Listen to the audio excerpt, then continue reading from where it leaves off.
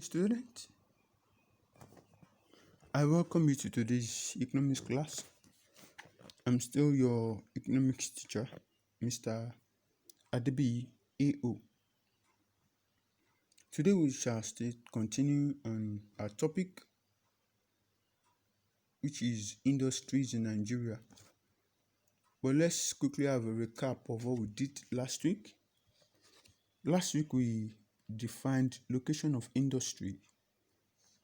Then we talked about factors influencing the location of an industry, which are proximity to source of raw materials, nearness to market, availability of capital, nearness to source of supply, availability of labor, adequate transport network, political stability, favorable climate, and we also mentioned government policies. Then we also talked about reasons for government participation in location of industries, which include to raise the standard of living, to provide standard goods, to enhance equitable spread of development, to provide employment opportunities for political constitution and for economic development. And today we will continue by looking at a subtopic which is called localization of industries. The lesson objectives: by the end of this lesson, students should be able to define localization of industry, outline advantages and disadvantages of localization of industry, define industrialization, and lastly, identify roles of industrialization in economic development. Last week we said location of industry is siting a firm or an industry in a particular place. Now, localization is concentration or establishment of firms or industries producing similar products in an area. It is the establishment of many related industries or firms which produce similar goods in a particular location. For example, many cement manufacturing firms could be located in the same area because all of them produce similar goods, which is cement. Now, the factors that you consider before localizing industries are also the ones you consider when you are locating an industry.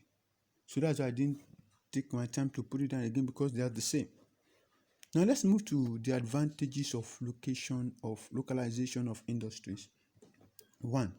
It encourages economic development. One of the ways an economy can be developed is industrialization. And when industries are localized, the growth of industries will lead to an increase in the production of goods and services, and this will enhance development. 2. To influence the emergence of subsidiary firms. What are subsidiary firms? Subsidiary firms are sub-firms or sub-firm, that's small firm coming out of big ones. So, as a result of localization of industries, major firms concentrate in one area. Other subsidiary services firms that assist those major firms in the production of goods and services will also emerge. 3. It leads to generation of employment. The concentration of many firms of industries in an area leads to creation of many jobs opportunities. Since we are having many industries, definitely they will need labor. And when labor is employed, employment opportunity is being generated. 4. It assists in the emergence of organized market for the product.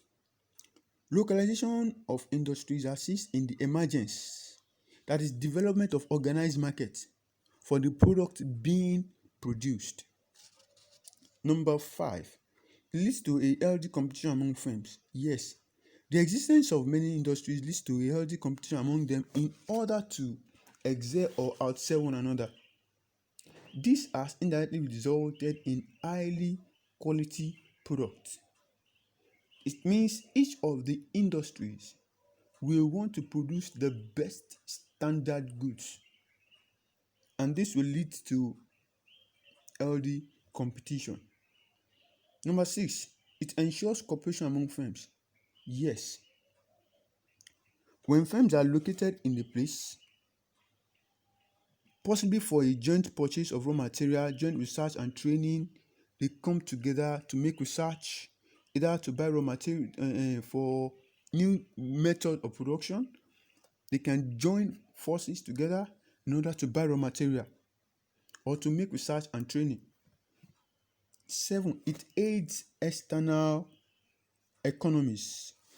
This concentration of industries and area encourages production of goods at the lowest cost, thus making such goods cheap and affordable. Number eight, it helps in the provision of social amenities. Yes, when industries are located in a particular place, each of them will want to perform their social responsibility.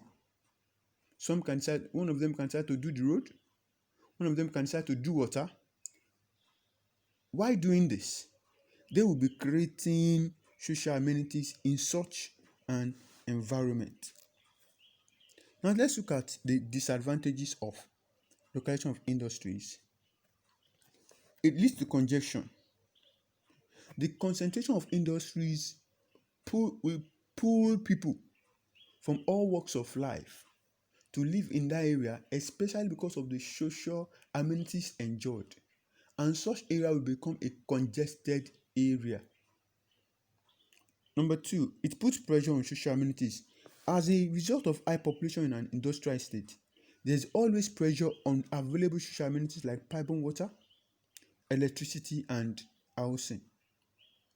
Three, it results in uneven development. The concentration of industries in one area leads to uneven development as other areas are left undeveloped. It means the social amenities provided they will focus on that particular area alone while leaving others unattended to.